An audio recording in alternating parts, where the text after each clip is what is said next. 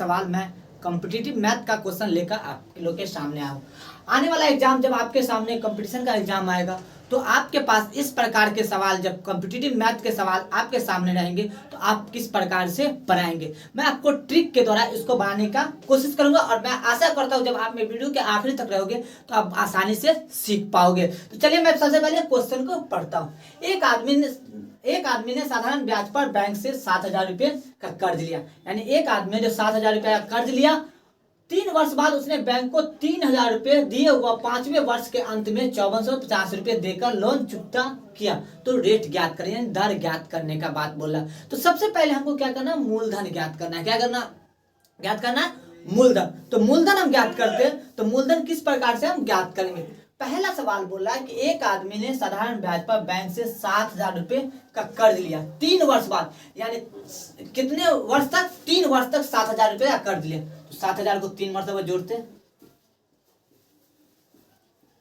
ठीक है। उसके बाद 3 वर्ष बाद उसने बैंक को 3,000 रुपये का दिए। अब 3 वर्ष के बाद 5वें वर्ष तक कितना रुपया दिया, 3,000, यानी 7 में से 3,000 दे दिया तो बचा कितना, 4,000। 4,000 कितने वर्ष तक दिया, 2 वर्ष तक दिया। तो टोटल हमारे पास क्या आ जाएगा, मूलधन आ जाएगा। तो अब जोड़ते हैं, 0 का 0, 0 का 0, 0 का 0, 7 14 7 21, 21 4 25 25 4 29, यानी हमारा ये क्या मूलधन है, क्या मूलधन। तो हमारे पास मूलधन आ गया। सवाल जो बता रहा था कि बैंक ने 7,000 रुपये कर्ज लिए कितने वर्ष, 3 वर्ष के बाद, यानी 3 वर्ष तक क्या क्या 7,000 रुपये दिए, टोटल 7,000।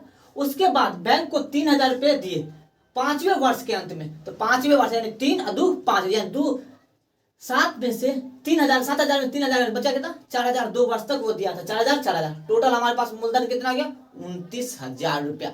क्या हो गया, 29,000 रुपया हो गया। फिर हम आगे स्टेप की ओर चलते हैं।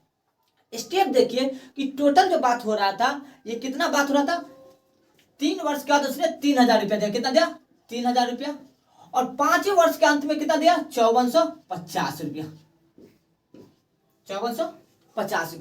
3 वर्ष के बाद उसने बैंक को 3,000 रुपये दिए और 5वें वर्ष के अंत में, ये जो हमारे पास था तो ये टोटल मूलधन था। लेकिन हम जो बैंक को दिए, एक बार दिए 3,000 और 5वें वर्ष के अंत के बाद कितना दिए, 5450 रुपये। दोनों को हम ऐड करते हैं तो कितना होगा, 0 का 0, 5 एकम 5, 4 एकम 4, 5 3 8, 8450 रुपये। 8450 रुपया हमारे पास क्या आ गया, टोटल 8450 रुपया। उसमें से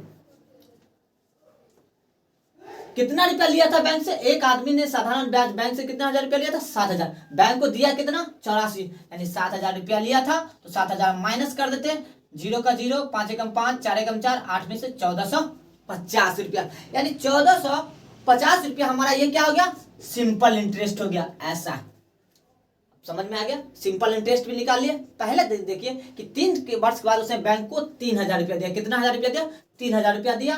तो 3,000 रुपया दिया तो कितना बच गया, और फिर 5वें वर्ष के अंत में कितना दिया, 5450 रुपया। तो उन्होंने टोटल कितना रुपया दिया, 8450 रुपया। और हम बैंक से कितना लिए थे, 7,000 रुपया का लिए थे, यानी 1450 रुपया मेरा सिंपल इंटरेस्ट हो गया।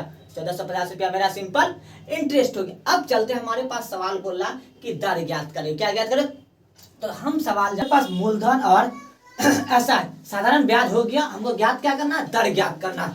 तो सबसे पहले एसआई का फॉर्मूला हम जानते हैं। एसआई बराबर होता है मूलधन गुने समय गुने दर, बट्टा कितना होगा, बट्टा होगा हमारे पास 100। एक चीज ज्ञात करिए, समय कभी भी जो बैंक होता है ना, वो 1 वर्ष के लिए देता है। कितने वर्ष के लिए, 1 वर्ष के लिए था, इसलिए समय यहाँ पर 1 वर्ष होगा। ऐसा है 1450 रुपया। और हमारे पास मूलधन कितना, 29,000 गुने समय 1 वर्ष और दर है जिसको आर हम लिख देते हैं, बट्टा 100। क्रॉस मल्टीप्लिकेशन गुना करते हैं, 1450 गुने 100 और बट्टा 2900 नीचे आ जाएगा, 29,000 आर इधर ही रह जाएगा। डबल जीरो से डबल जीरो कट गया, 1 0 से 1 0, 29 5 45, यानी आर बराबर 5%। तो देख सकते हैं कि हमारे पास रेट आ गया। रेट कितना है, 5% है। तो आप देख सकते हैं किस प्रकार का मैंने दर का सवाल कितनी आसानी से निकाल के दिखा दिया। वीडियो अच्छा लग रहा तो वीडियो पे ज्यादा से ज्यादा लाइक, कमेंट और शेयर करें। देखने के लिए थैंक यू फॉर वॉचिंग।